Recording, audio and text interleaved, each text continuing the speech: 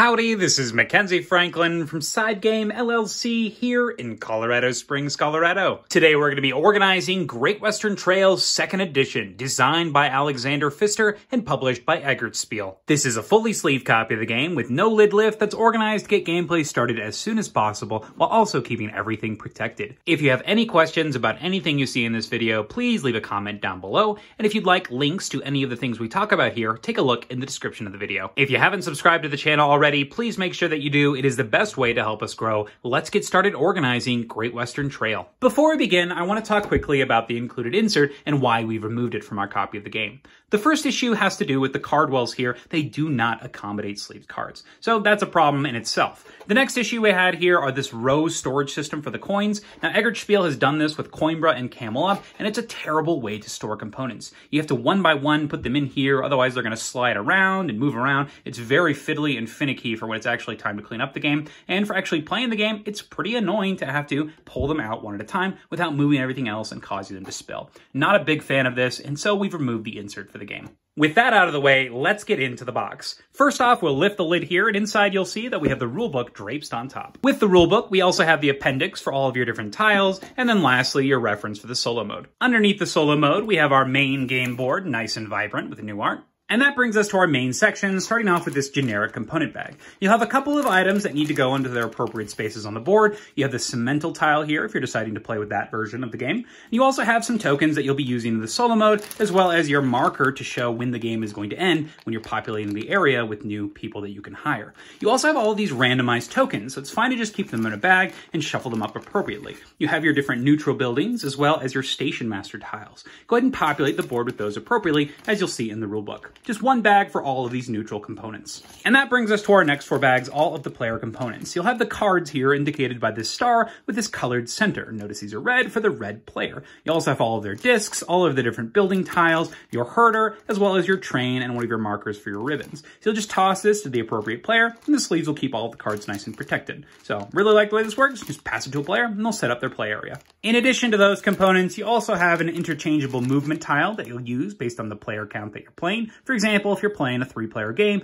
you'll be able to move 3 spaces with your herder, and then if you upgrade, you'll get +2 or +1. It also is going to change how much you're going to pay based on the different hand symbols that you pass by. And that's present in all of your different bags. Now's a good time to talk about the sleeves we use in the game. We use the standard American matte board game sleeves. I love that they're non-glare, and I love the way they shuffle. These fit perfectly for this game, and I recommend them. Once again, a link in the description below for these sleeves. Up next, we have our numbered tiled bags, and you're just going to simply put the appropriate tiles inside of each of these bags. So these are all your ones, so they'll have the 1 back. Just go ahead and shuffle them up appropriately, cinch them up, and then put them near the side of the board next to Kansas City for when you need to repopulate the area. You'll do the same for your number 2 and your number 3 bag.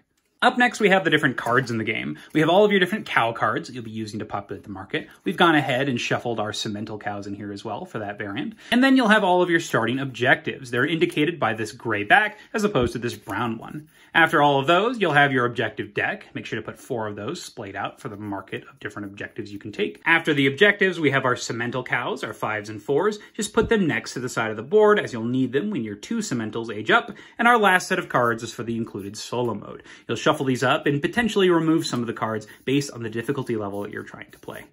Up next, we have our resource containers. We have these 10 for $1 from the Dollar Tree. I love the way you pop the top off, just put the bottom like so, and put them next to the table. You're only going to need 3 of them because there are not that many resources in the game. Our first 2 bins are back here, and they're going to be supporting your cards. They're going to contain all of the coins in the game. You have your 1s and your 5s, and a lot easier to take them out here and put them on display than putting them in those row storage that the insert originally had you putting them in. And the last component bin has all of your draw cards, discard cards tokens. I love this addition and carryover from the original expansion, and I think this is a great fit for this game. On the right side here, supporting all of your cards and other components, we have your player boards, and these feature a new recessed player board. You'll actually have room to slot in your assistants here and move them around, see what abilities are underneath by sliding them. I really like the way that these work. The only issue with these is that the covering, whenever you put the different player counts on here, if you're not playing a 4-player game, you will lose that recessed portion on that new tile that you'll be placing on top of here. So one thing to keep in mind with this new addition. We've got our solo board for the game, and then extra sleeves just in case some get damaged. It is a deck building game after all. And that brings us to our last components, a silica gel packet for freshness, a pen that's going to be used in order to track our score on our score pad, and then lastly, a laminated version of the score pad, so that way you don't feel bad about using these. And that's everything in the box. Let's go ahead and pack it up. We'll start off with our score pads, our silica gel packet, and our pen in this upper right corner, our extra sleeves and our solo board,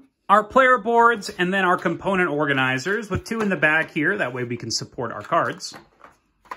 All of your cards and then your bags for the different tokens. And make sure to lay the cards a little bit flat so that you have room for the board to rest on top.